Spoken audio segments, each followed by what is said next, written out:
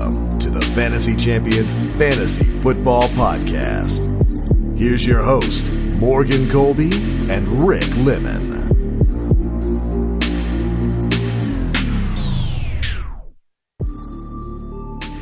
What's up, Fantasy Champions? I screamed into the microphone, and the microphone was not on. So what you didn't see, you're or probably hear, lucky because you would have had your ears just heard off. extremely loud. What's up? All season I've gotten that right, and just this week in Week 16 Championship Week, I freaking screwed it up. Are you saying you're choking in the championship week? No, I choked last week already. So I'm sure you remember. Oh, then I wasn't gonna say that, but whatever. Welcome to the Fantasy Champions Fantasy Football Podcast. It is Wednesday, December 18th. My name is Morgan Colby. I got Rick Lemon right across from me. What's up? Today we discuss our Week 15 booms and busts, as well as break down some weekly matchups.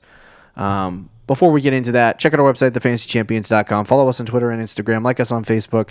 I didn't even give them the handles. I just went right through it. Yeah, you did. At the FF Champs on Twitter, at the Fantasy Champions on Instagram, and you can like us on Facebook.com/the Fantasy Champions.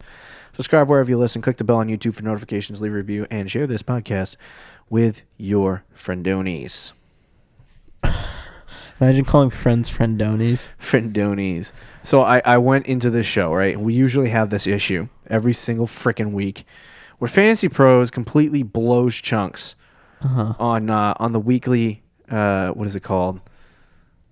I don't even know what I'm saying anymore. The weekly... weekly point totals. Yes. My God, how stupid am I? I was trying to help you out, and then I got lost. You were like, what the actual crap is going on? Yeah, so, we usually get to see some of that stuff, but it hasn't been working as of late. I do it early in the day, and for some reason, my particular computer completely blows chunks on the entire situation. Is that a phrase that people use nowadays? Blows chunks? Yeah. I think so. Not as much. Is that like an old... I think that might be like an OK Boomer phrase, but... I'm a millennial and I'm saying boomer phrases. Is that what you're saying? I'm not saying it's a boomer phrase. I'm saying it's kind of... Are you making fun of me for being Yes, elderly? I am. Okay, all right. Let's start with quarterback performances for Week 16. And now... NFL.com's not even working. Oh, there it is. All right, so let's start out with the number one, the league winner, the guy that's going to win you the next 2 weeks, Lamar freaking Jackson. Yeah. Went out on Thursday Night Football. Traditionally a terrible game to play quarterback. Some people sat him. I was like on Twitter the next day going, people sat Lamar Jackson? What the freaking crap is wrong? Who gave you that advice? Tell me right now who gave you that advice. Because that is so freaking idiotic. Now, I don't like making fun of other fantasy accounts, but if somebody told you to sit Lamar Jackson... There was one tweet that he was like he's like, I sat Lamar this week. I thought it would be... a smart idea. He said like on a short week, which means Thursday night game. Yep. And... It felt like a big letdown game in a playoff situation, so I thought streaming would be a better option. So I was like, that seems like a valid answer. That seems logical. But still, like... So I think at this point, with Lamar Jackson being... That is the equivalent of last season, right? Yeah. Going out, assuming, like, let's say last season with Patrick... I was going to say Lamar Jackson. With Patrick Mahomes, right? Mm-hmm. Patrick Mahomes in Week 15 having a Thursday night game. And you decide, I believe he did, you deciding to sit him. I don't just remember. Because you felt like it was a short week. Like that, I get it, but there are certain people that you just don't sit on a short week. Lamar's one of them. And Lamar's one of them. So you'll never do it again. There you go. Even if it costed you your playoff lives. I sat Dak. You did. Dak had 18. I started Ryan Tannehill. Tannehill had 26. Good decision. So benching Lamar Jackson. Imagine how many people lost because. What can you show me the start percentage on NFL.com for Lamar? It's okay. So he's owned at 99.9%. Okay, obviously, and he started in 99.9%. Okay, so not that many people were stupid. If people did sit him, it's less than like But there were people out there that did sit him. I mean, I witnessed it on Twitter, unfortunately. Yeah, I was going through my Twitter, and I'm like, people actually sat Lamar. Yeah. I was like, I couldn't believe it. That is something that we would never tell you to do, even on a Thursday night game. That is a classic case. That we're going to spend like an hour on Lamar Jackson. That is a classic case of overthinking. Yeah, that is. Classic. Winston, who is currently now the QB4 in all of fantasy football, had 32? Winston had, I believe, 32, yeah. So Winston going off, having a day. He's had a lot of days this season. I mean, what do we do about this guy? Because we talked about this earlier in the season, in the offseason, right? And during the offseason. This is one of our breakout quarterbacks. Now, we hit Lamar. We hit on him pretty hard. Yeah. But Jameis Winston. He was on the list. Was on the list as well. And so was Josh Allen. All three are in the top 10 of quarterbacks. Top 6. Top 6 of quarterbacks so far. 3 of the top 6, so far. And this week would kind of complete that in week 16. If you want to count week 17, whatever. But Winston's been having some really good games. He's got an easy schedule rest of the way. Yeah. He could even jump Dak. He could. Possibly. How close is he? Maybe even the number 2 guy, Deshaun Watson. No, he's not catching Watson. I don't think. He's how close. Many points? I don't know. I don't want to get out of this and find out. Yeah. I'll be toasted if I do. I can check right now, actually, really quick. Okay. You do that while I tell him the third guy, Ryan Tannehill. Winston has 279. Watson has 311. Oh, yeah, it's over. He's not catching Watson. Unless Watson has like 5 points this week. He could catch Dak, but he would have to have another 36-point week. Yeah. Tannehill had a total of 24 fantasy points.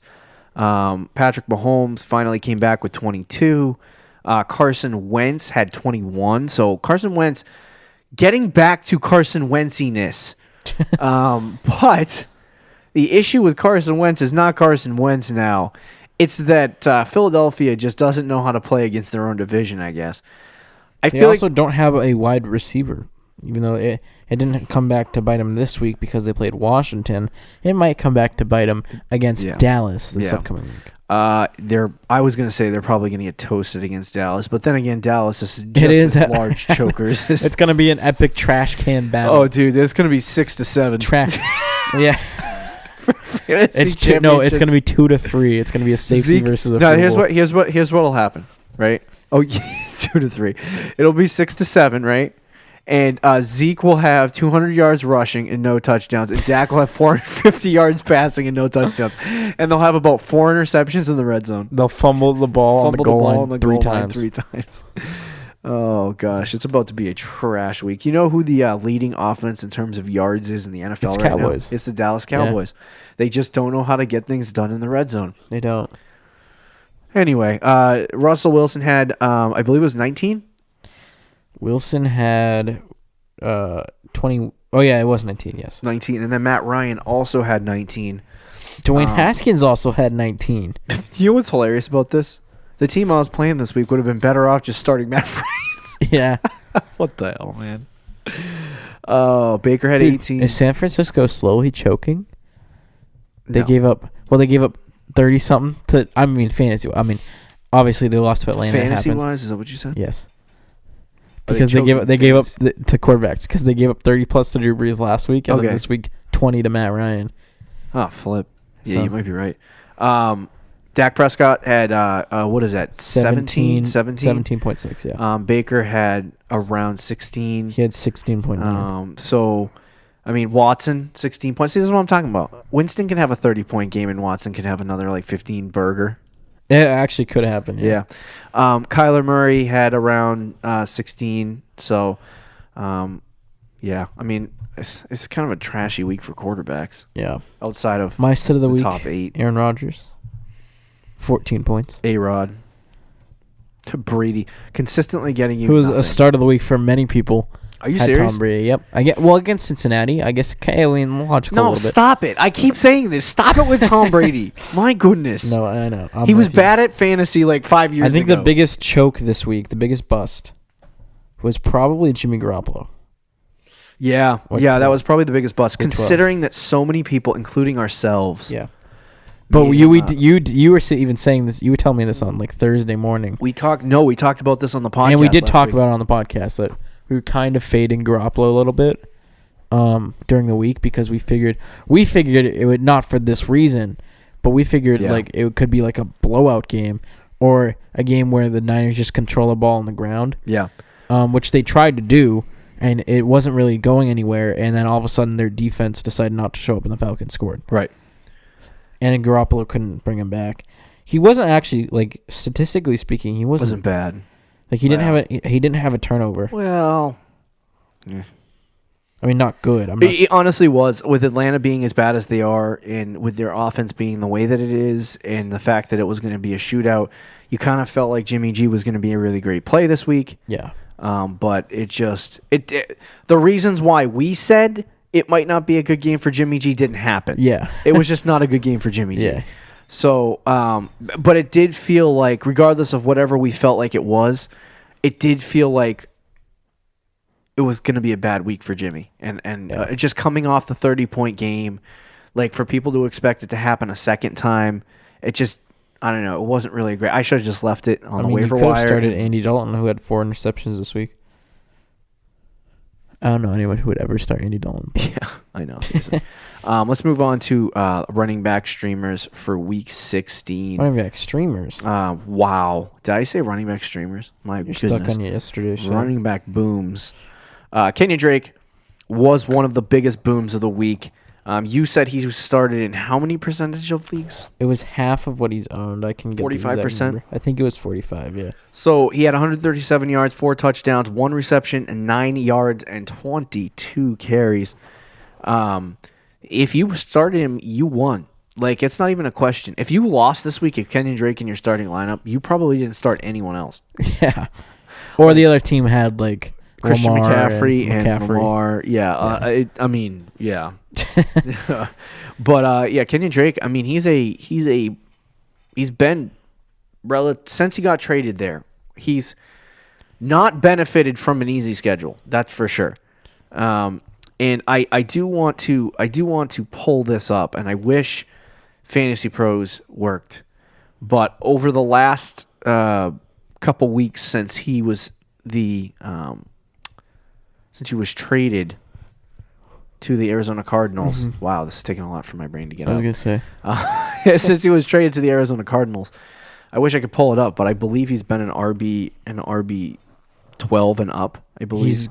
He's a 12-team RB1, I think. I saw something on Twitter earlier that said that. Because he got traded, his first game with the Cardinals was week 9. Yep. He had 26, then he had 7, 11, 6, 8, 39. So... And 39 throws that off a little bit. But those are all... He has not had a top... Like, he hasn't had a matchup in green, meaning he hasn't had a good matchup. Yeah. In any of those games. He has not had a great matchup all season. He faced the number 1 run defense twice, the number 3 run defense, the number 4 run defense, and then 18 and 19 ranked run defense. So I was kind of expecting these 2 weeks against Cleveland, and I don't know who the next game is. Seattle. Cleveland and Seattle, to be a little bit easier for Kenyon Drake so he can actually show off what he's capable of. You know what I mean? Mm. And it just, this Arizona Cardinals run schedule has been extremely hard. Yeah. I was trying to hold in a burp there. Too much information. But Kenyon Drake, I mean, him with an easier schedule.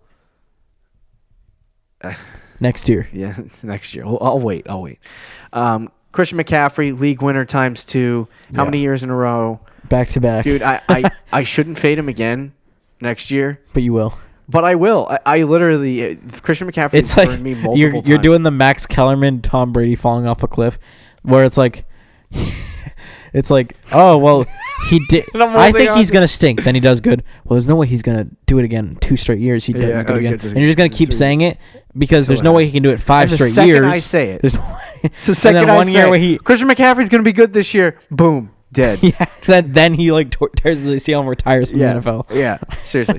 I'm going back to Kenyon Drake. Christian McCaffrey, right? Mm-hmm. I just want to note this. This dude is insane. 2 years ago, Last year, the year you won the championship. Yes. He was a third-round pick. Yes. I passed on him. Yes, you passed on. To take somebody else. Don't even know who it was. I know who it was. Who? Jordan Howard. Jordan Howard. Oh, my God. I'm such an idiot. That was before I did uber amounts of research. Well, never mind. I did uber amounts of research. Not as much, though. I did it the wrong way. So Christian McCaffrey, obviously, if I had taken him, he was a league winner last year. Yeah. And I probably would have, won my league if I had taken him. Probably. And then this year, I passed on him for Ezekiel Elliott, which is not that wasn't bad. That's not a bad. It would have been worse if you took idea. But if I took Christian McCaffrey, David Johnson or I something. probably would have won the league. Yeah. So there's that. Zeke was the second. I keep fading McCaffrey, not drafting him, and then getting burned because I'm a moron. Yeah. All right. Don't listen to any of my. I have some kind of vendetta against Christian McCaffrey. Not sure what it is. Miles Sanders had 32. Finally has a big week. This time it was really a big week. This is what you can expect from Miles Sanders if he has the full-time starting role against a good matchup next year. Right, next year. So like 20 to 25 fantasy points a week. Like he kind of reminds me of like a Dalvin Cook. What's great about Miles Sanders though is his ability to catch the ball. Yeah. So that is 6 catches, 50 PPR and yards half PPR leagues that will make him. If like, Jordan Howard is not there, a top 10 back next year. Does he not remind you a little bit of what Dalvin Cook was coming into the season? Just a little bit. A little bit. Cook's kind of. I'm not talking about the style of play. I'm just talking about like comparing like next year. You're gonna have a guy like Dalvin Cook. If Jordan Howard isn't there, then yes. I don't know how many years they signed him for. I think is he on a 1-year deal? I hope so. I hope so too. Miles Sanders, I need you. But that's a guy that I'm gonna be very hard. I'm a Miles Sanders truther from here until next season. Just so you know. Right. This is not the Fantasy Champions Fantasy Football Podcast anymore. This is the Fantasy Champions Draft Miles Sanders Podcast. Okay, I don't know about that. Ezekiel Elliott, 29. He had 20 fantasy points at the half, and then he added on 9 in the third quarter. He was shredding literally, Rick, I was watching in the first quarter. They gave him the ball every time. It was 6 yards. 6 yards, 6 yards, 6 yards. Like he was ripping them apart. And the stupid part is because the Dallas Cowboys are stupid enough to let Dak throw it 30 times a game. They don't give it to Zeke when he's ripping this team apart on the ground. He should have had 30 carries. He honestly God should have had 30 24 carries. though. I know, he should have had 30. 30 I would have won. 24 carries for 4.9 yards per carry. Isn't he crazy? It's pretty solid.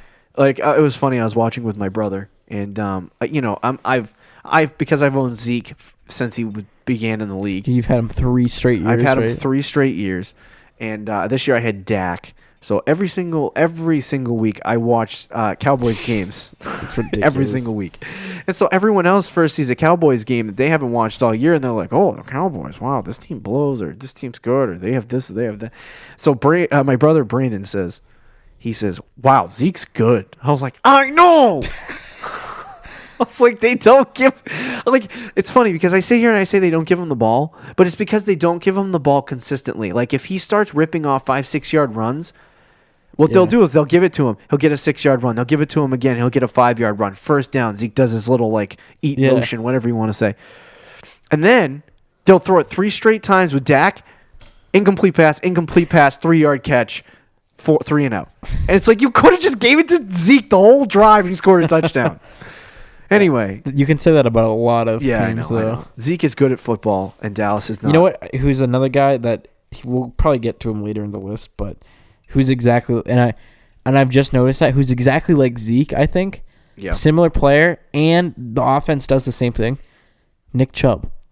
Yeah. Yeah, no. You know what he had yards per carry this week? Was it 6, right?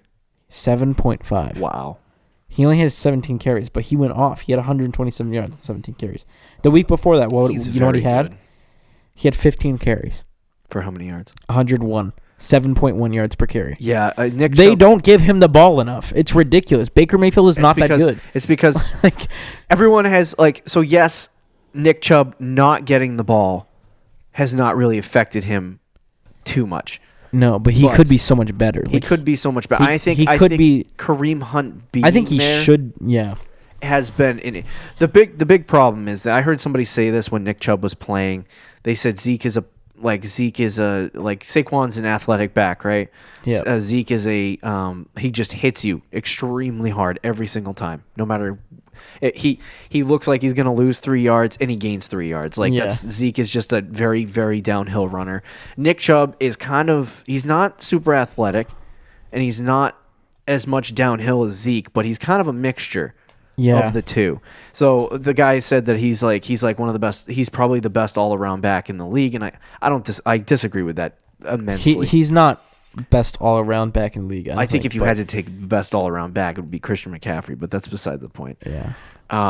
But I think it's just Chubb is he had 22 fantasy points. I'd probably take Barkley actually over McCaffrey, but I would take Barkley over Zeke I would take Barkley and Zeke over Chubb. Yeah.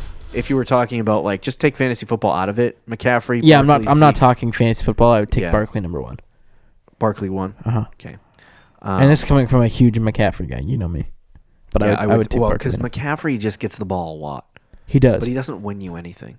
No, McCaffrey is he's top 3. Yeah. But I think if you put him if you switched him and Barkley and gave him the same amount of work, I think Barkley would be absolutely insane. What makes McCaffrey so dynamic is the fact that he came in the league to be Tariq Cohen, and he turned out to be Saquon Barkley and Tariq Cohen put together. You know what I mean? Where he gets 8 catches and runs it 20 times. It's freaking this is why I can't, not to go back to McCaffrey, but I can't buy into this every year because at some point he's going to get hurt. Anyway, so Barkley had 28. It was a really good week for running backs. I will say that. Chris Carson, 133, 2 touchdowns. He had 26 fantasy points. So much. Well, not Penny got hurt. I just want to rub it. He's like freaking Penny blow. Let's go, Chris Carson. No, he just got hurt. I just wanted to rub it in because. Mark Ingram had 23. Jerk. We just talked about Nick Chubb a little bit. 22. When Kareem Hunt does leave because he wants to be a starter, Nick Chubb next year. I love Chubb. You're drafting him. I would try to take him. He's probably, especially if everyone leaves. He might be if Hunt leaves, and it's just Chubb in the backfield. I would consider taking Chubb in the top 5. Okay, that's not top 3. But 4 or 5. That means he's in your top 5 backs. Yeah, he is. Wow. Todd Gurley, 20 rushing yards, 18 receiving yards, 2 touchdowns. Gurley. Gosh. I told you it's back. Gosh, that's so gross. Gurley is back. It's so disgusting. It's so gross. But Todd Gurley scored 2 touchdowns. His touchdown ridiculousness is back. This is why he had 20 points a week when he was the number 1 running back in fantasy. Because he scored so many touchdowns. It's unreal. Yeah, I don't think he's going to do much this week. Okay. San Francisco. Yeah, unless he scores 2 touchdowns. If he does, I'll be flabbergasted. Yeah, that's true. I'd be in a fantasy championship if you took my Julian Edelman trade, you clown. Yeah, but I got Nick Chubb. So. I'm holding. Yeah, you're right. Aaron Jones had 17, scored twice in this game. Again. This is the new Todd Gurley. Yeah, Aaron Jones is he's gonna finish as the number 3 back in fantasy, and to me, he's not next year. I was thinking about it. I'm like, I don't want to draft him as my number 1 running back. I don't either. How many? I feel he's going to be a top 5 pick. We're already projecting him as a bust in 2020, and we haven't even finished 2019. He's going to be a top 5 pick. But to me, I would probably take 6 or 7 running backs. I would take 10 running backs. I don't know about 10, but I just I had him this year, and the way he plays is just. If Jamal Williams is gone and they don't have a second running back, Aaron Jones might be the number 1 running back. That might change. He might be the number 2 running back in fantasy.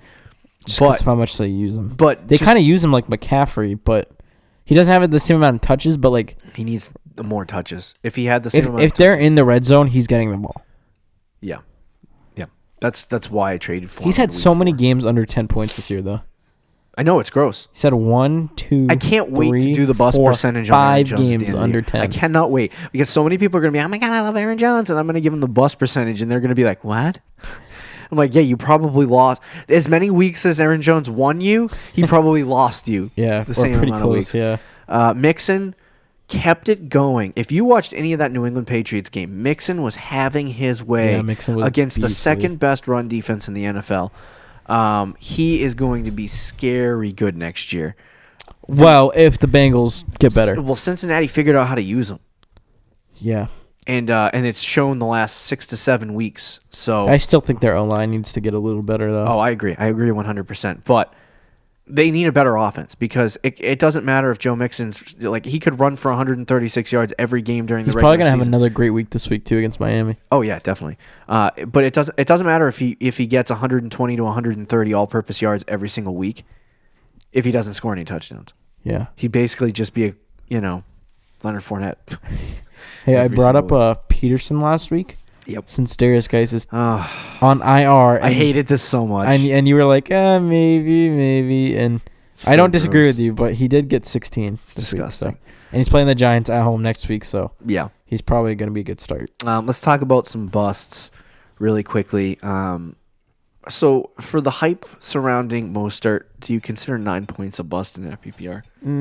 Kind of against Atlanta, but he didn't have a bad game. He didn't have a bad day. And I kind of figured like he was going to regress. There was a huge. Tevin Coleman had 30. All the hype went to Tevin Coleman. The next week he had 3. Matt Breida had a game earlier this year where he had 20 plus, and all the hype was on Matt Breida. And the next game he had like 5. So I kind of figured, no, like fantasy points. Oh, all right. So I figured, he would probably not have a huge week this week. 9 actually isn't too bad because at least he showed that he was still the lead runner on that team. How many touches did he have? He had 15. But carries or touches? Touches. Okay. He had 14 carries and 1 catch. Yeah, that's a lot more. He had like 12 the week before, so they did get him more touches. Yeah. He started too, so I mean 9 points is not bad. He didn't say, "Oh, don't start me." You know what I mean? Yeah. Atlanta's had a decent run defense, so not a bad game for Mostert. It wasn't my favorite matchup, like I said. Like I was okay starting him, but I didn't expect 20 points. All right. But anyway, Devonta Freeman had 6. That's not a surprising bust, but it is a bust if you did start him. Dalvin Cook got injured in the first quarter, so he actually was gonna go off, but you were getting sweaty. You sent some messages. But Melvin Gordon had 4.9 points. Yeah. He fumbled twice in the game. Yeah. But he only had 7 carries for 28 yards. So he wasn't. They were losing. They lost the game 39-10. So they were not running the ball. Yeah. What about Singletary? Do you consider him a bust? He had 87 yards. Kind of, but it was a really tough matchup in the first place, and he did have a half decent game, like football wise. Fantasy wise, he wasn't great, I guess. But yeah, I don't know if it's necessarily a bust. The biggest bust of the week might be your boy, Philip Lindsay. Wow. He had 3 points. He's so trash, and like he only had 7 carries. He's been like so up and down. Like, you know what I mean? Like he had 4.6 yards. I was gonna trade for him because there's like 5 straight weeks of good matchups. In these good matchups, he's had 7, 12, and 3 so far. Yeah, I think he will have a good week though this week. He's playing Detroit. Detroit's been so bad lately. So, yeah, I don't know. David Montgomery continues to bust on people too. Anyway, let's move on to wide receivers. We are quickly running out of time. What a shock. And we got to go over 6 matchups. So, jeez. Frick us. Rashad Perryman led the week. Another Buccaneers wide receiver leading the way in the fantasy. I'm telling you, dude, they just throw the ball so much. Yeah, dude. Next year, I want both Buccaneers wide receivers. And watch, they'll just start running it. 32 fantasy points in the game, 3 receiving touchdowns. Just a monster week for Perryman. Yeah. He only had 5 catches, but is what it is. Julio Jones got back to what he did. We talked about him on the last show. 31 fantasy points. Crowder, there's your man's. 24 fantasy points, 6 receptions, 90 yards, 2 touchdowns. Finally getting some consistent production from Jamison Crowder. But again, yes. You know our rule.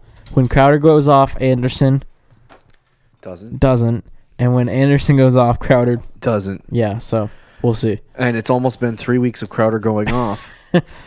So is Crowder going to finish the year with 2 more good weeks? Yeah, I would think so. And it'll be 3, 3, and 3? Yeah.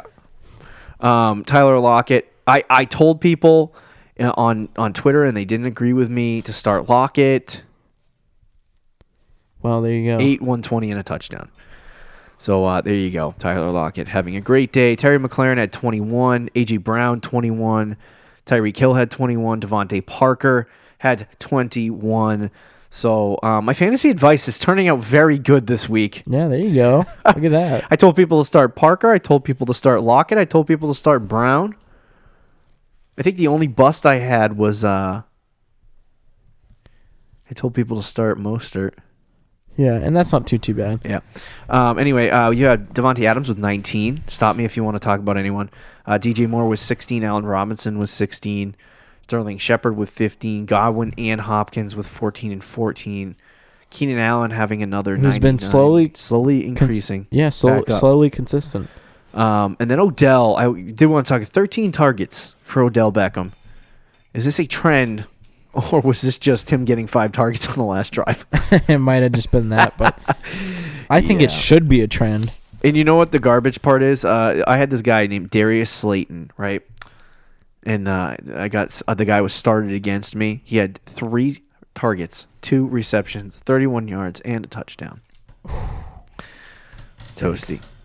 And then Diggs had 10. Let's talk about some busts. What do we got for bust there, buddy? Kenny Golladay, a lot of people thought was going to be their start of the week this week against Tampa. That whole offense blows now without Stafford. Yeah. He had 5 points. Jarvis Landry against Arizona only had 4. Adam Thielen's return game. Thielen, whatever. He had 4.5. And a lot of people started him this week. Deebo Samuel, my start of the week, unfortunately. A wide receiver. Him and Emmanuel Sanders, I said, would either one could be an option. They both stunk. Yep. Absolutely stunk. The 49ers lost to the Falcons this week. I don't know how that happened. Wow. Julian Edelman. That was probably the biggest bust of the week because he was playing Cincinnati. It was a really good matchup for him. And then if he was in the game, you kind of had to start him. 2 receptions, 9 yards, 1.9 fantasy points. Him and Amari Cooper just burning fantasy teams this week in fantasy football. Oh, boy. Would you say Michael Gallup is I would say no. He had 1 catch for 6 yards. My big thing is that what did you expect any Dallas Cowboy receiver or quarterback to do? Yeah, what did Cooper get? He got, I just said, he won of the busts of the week, 2.4 sorry, fantasy I was points. not paying attention. Wow, bro. That's offensive. No, that's because I was looking at Gallup. I was waiting to say him. Yeah. So Cooper just burning people. Yeah. Julian burning people. If you lost this week because of them, yeah. I did tell somebody to start Jarvis Landry. Frick me. I mean, that makes sense. It makes sense, but so people don't understand fantasy football enough to be like, okay, we're using matchups and, analytics to kind of make our decisions. And then they get mad. They're like, oh, why I started Jarvis Landry. Why did he blow? I don't know. Hey, ask Freddie Kitchens. I just want to say, I put out an article before the season started of my 3 busts, 3 biggest draft busts. Okay. Number 1 on my list was Brandon Cooks. Okay. Yeah, that didn't work out for you. Had 6'4". No, it did work out. No, it worked out for you. It didn't work out for him. Yeah. I think my other 2 was Eric Ebron and Philip Lindsay. So let's get it. I also was very high on 3 for 3. Carry on though. So Carry on. And Tyler Boyd. So was a lot of people. Live and die by Carry on. Johnson. He actually was pretty. He had like 12 points the first 3 weeks of the season before he got hurt. In total or a game? No, he was getting like 12 a game. So don't be a jerk. There's only one thing I know how to do, and that's be a total weenie. George Kittle, 19. We talked about how much of a beast he is. I love that man. Frick you, Travis Kelce. You're the number 2 tight end in the league now. 19 fantasy points for Travis Kelce. 19 fantasy points for George Kittle.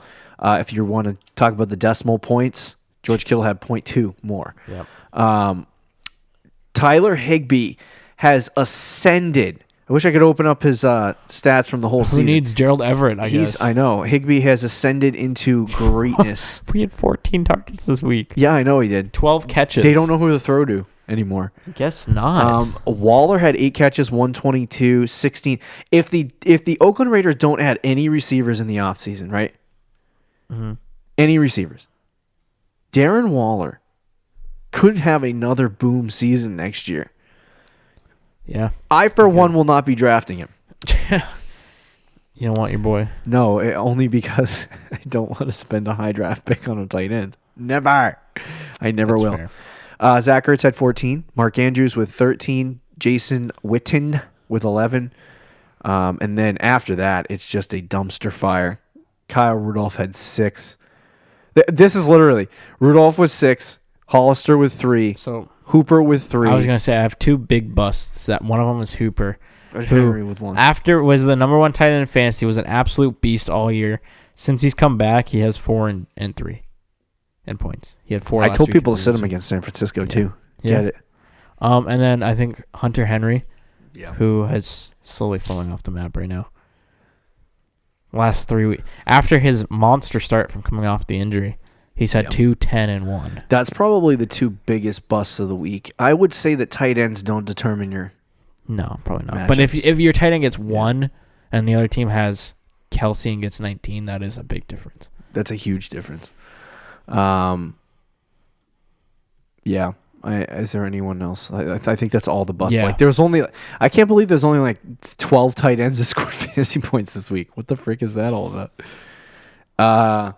Let's talk about some weekly matchup breakdowns. We're going to talk about 6 matchups, starting with the Texans at the Buccaneers.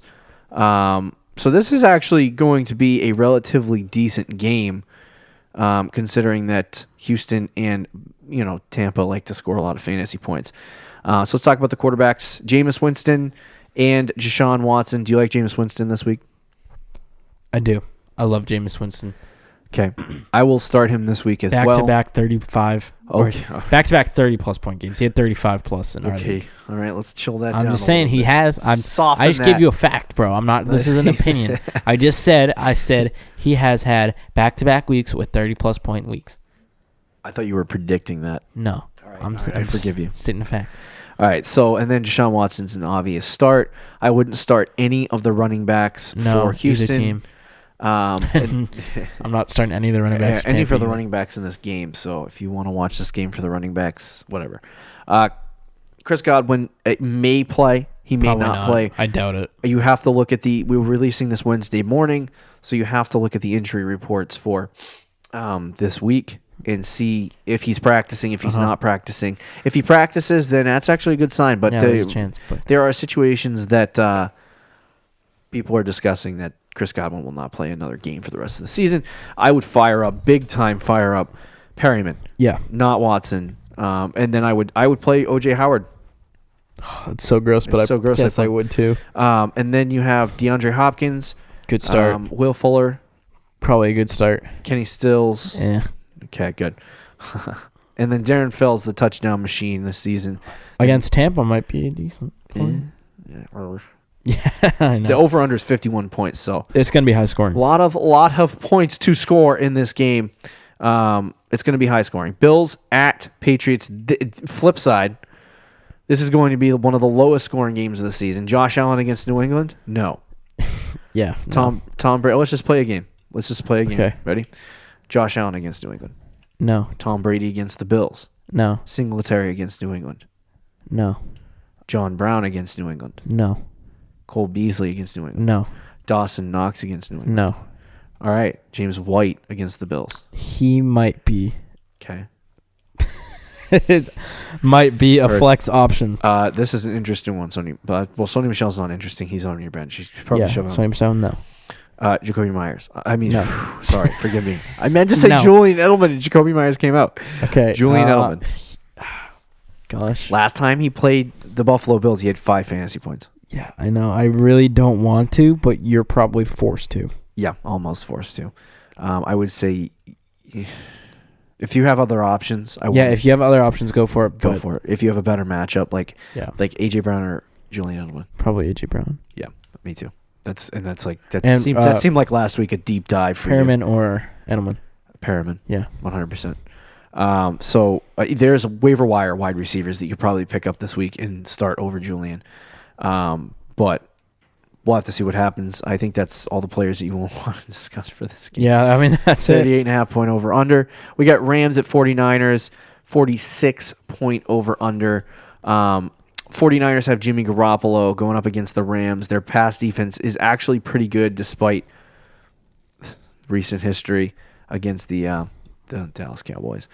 Do you like Jimmy Garoppolo? Do you want to take the risk with Jimmy G against Los Angeles? I would say no. No, but I feel like Garoppolo's had a lot of games this year where he plays like the Saints in New Orleans, like random games, and then he'll go off. Are they in? This is at San Francisco. Okay. So they are home. They are home. All right. I mean, I'm not starting Garoppolo. Yeah, there's better options, but both I'm just saying I feel like this could be a game where he just goes off. Jared Goff is not a guy that you would start at all, unless it's a friggin' stellar matchup, and this is not one of those situations. Todd Gurley? San Fran? You don't really have a choice, I don't think, but it's so gross. He's going to get like 12 carries for 25 yards. Now, the interesting... That's probably a touchdown.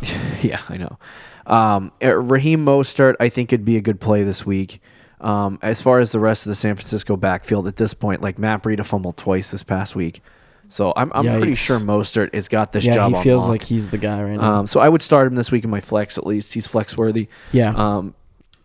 Emmanuel Sanders is probably the only. Emmanuel Sanders and Deebo Samuel are the two guys for San Francisco that would be interesting plays. They burned me so hard last week. I would not start them this week against LA. Just with Jalen Ramsey factor, yeah. So I wouldn't start either one of those guys. And then George Kittle, obviously a go. Yep. And then for the Los Angeles Rams, Brandon Cooks is a no start. Like you can't start him anymore. No. Higbee, great start. At this point, he's done it every single week. Has Everett come back yet? I have no idea. I don't think he has. If Everett does not come back, Tyler Higbee continues to be the guy. Yeah. Now, to me, it's between Robert Woods and Cooper Kupp. Robert Woods and Cooper Kupp. So, which guy would you choose at this juncture? I think it's still. Could you start both? No, not against San Fran.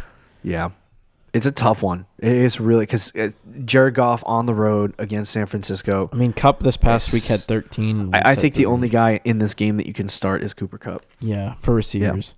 Yeah. So I'm sitting there thinking. Although Woods did have 9 targets this last week. Let's talk about the Bengals at the Dolphins, 46.5 point over.